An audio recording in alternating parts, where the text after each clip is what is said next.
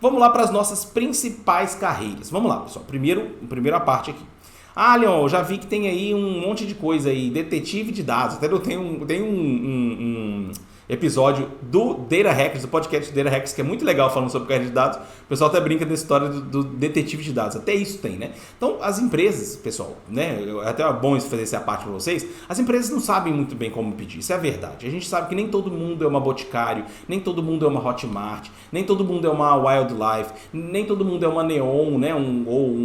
Esses bancos, ou um Nubank. Então, a gente sabe que a gente vai trabalhar para um monte de empresas ou órgãos que não tem essa estrutura toda, não conhece tão bem, às vezes não sabe nem pedir. Então, o nome de carreira, pessoal, vai ter trocentos. O que a gente tentou trazer aqui são as 4 principais que a gente enxerga, que são aquelas ali que pensando nos conhecimentos que tem que ter, no que a carreira faz, o que o profissional faz, a gente tem basicamente essas 4 carreiras que o pessoal vai chamar de um monte de nome. Não se preocupe, quando você for entrar aí na carreira de mercado, vocês vão ver que o buraco é mais embaixo, que o pessoal adora inventar um monte de coisa, né? Então, as principais carreiras que a gente traz para vocês é o quê? O analista de dados, o cientista de dados, o engenheiro de dados e o engenheiro de Machine Learning MLOps. Vou até dar um exemplo para vocês como esses nomes são tão intercambiáveis e mudam de acordo com o tempo.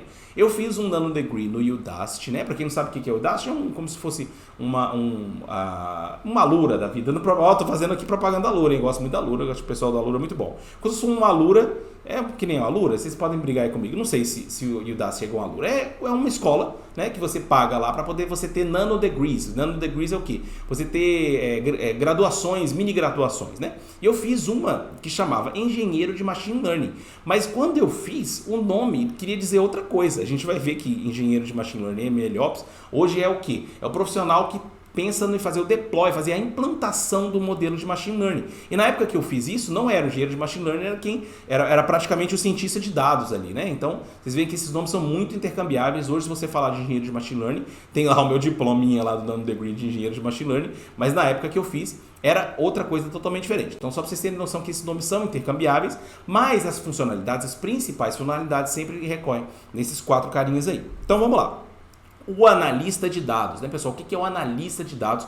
E eu até falo muito para os nossos alunos lá da jornada, né, o pessoal que está junto com a gente, que às vezes você começar como analista de dados não tem nada de errado. Você vai começar como cientista júnior, ótimo. Mas se você não conseguir, você vai para uma carreira de analista de dados, porque mesmo você querendo ser cientista de dados, porque é quando você começa a ter noção de dados, começa a manipular dados, começa a fazer os primeiros modelos, fazer suas primeiras análises, fazer suas primeiras visualizações, né? Então, a carreira de analista, né, é muito boa para quem está querendo começar a ser cientista, e nada errado de você querer seguir uma carreira de analista de dados também, né, pessoal? Nada a ver.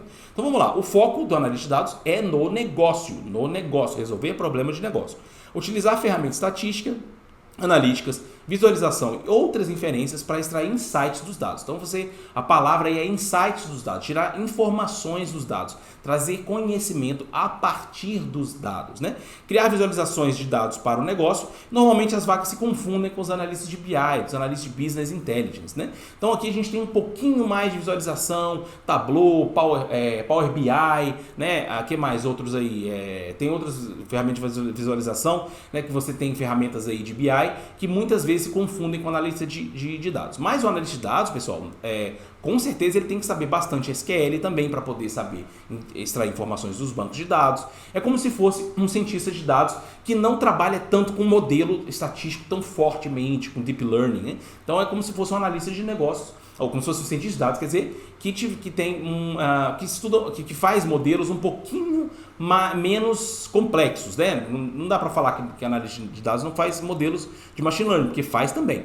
Então, o analista de dados, o que ele vai fazer? Ele vai fazer análises visuais, vai extrair informação do negócio, sempre com foco no negócio também. Mas ele vai também fazer modelos de dados de machine learning, só vai fazer modelos que não são tão complexos assim. Quando você vai fazer modelos gigantescos lá de deep learning, normalmente já é cientista de dados. Então, o analista de dados tem esse foco aí, pessoal. E aí, o que eu falo para vocês, se vocês quiserem começar na carreira de cientista de dados, não tiver difícil de achar cientista de dados júnior, você pode tentar entrar como analista de dados júnior e ir conhecendo e trabalhando na sua empresa. Eu fico falando como se vocês já não tivessem empregados, né? O que pode ser o caso de muitos, mas se você já tiver empregado também, é interessante você que já está no seu emprego, o melhor lugar que você tem para começar no seu emprego atual. Começa a avaliar como é que você consegue extrair os dados, começa a analisar os problemas, tenta achar quais são os maiores problemas de negócio que você conseguiria resolver trabalhando com SQL, trabalhando com Power BI, com Tableau, por exemplo. Né? Isso é uma boa forma de você começar a fazer a migração da sua carreira na empresa ou no organismo que você tiver hoje já. O melhor lugar que tem para você começar é no lugar onde você já está trabalhando, porque as pessoas já te conhecem, é muito mais fácil que você conseguir uma vaga do lado de fora. Né? Então, isso para quem já está com uma vaga, que não está com uma vaga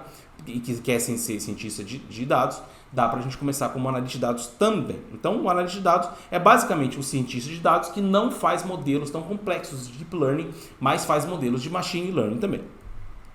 Um analista de dados no Brasil, quanto que ganha, pessoal? Esse é um tema que é difícil da gente abordar, porque as pessoas, né, que não é nenhuma garantia que você vai ganhar isso quando você começar, é só uma análise mesmo do mercado. E a gente tem aqui uma confiança muito alta no site do Glassdoor, que é a média de 4.088 por mês, tendo aqui um nível baixo aqui de 2.000 e aqui um nível alto de 8.000 mais ou menos, né? Então a gente tem aí essa faixa de valores para um analista de dados no Brasil. Nada mal para quem, né, tem um salário mínimo aí de R$1.000 e poucos, é um salário bem interessante. Mais uma vez, não é nenhuma confirmação ou não é nenhuma garantia que você vai ganhar esse tipo de coisa, mas é interessante a gente analisar essa distribuição. Vocês percebem que a maioria aqui está entre os 3.000 aqui mais ou menos, e a média está puxando um pouquinho aí para 4.000, né?